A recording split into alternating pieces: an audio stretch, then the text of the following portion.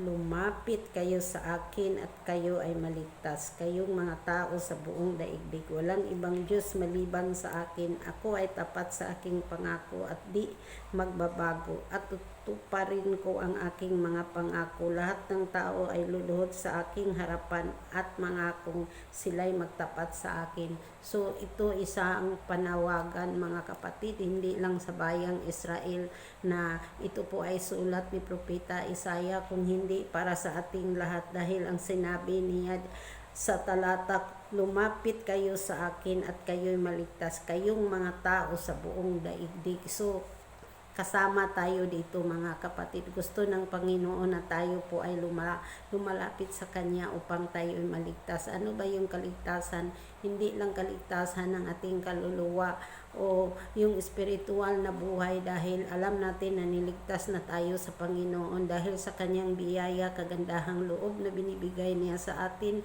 Ang Kanyang anak ay binibigay niya upang hindi tayo mapahamak. At pangalawa, mga kapatid, ayaw ng Panginoon na maghihirap tayo sa mundong ito, mga kapatid. Kaya sabi niya, tutulungan niya tayo at dapat hindi tayo matatakot. Ang sabi dito sa talata sa Isaiah 41 verse 13, ako si Yahweh ang inyong Diyos at siya ay nagpapalakas sa inyo. Ako ang may sabing huwag kayong matakot at tulungan ko kayo.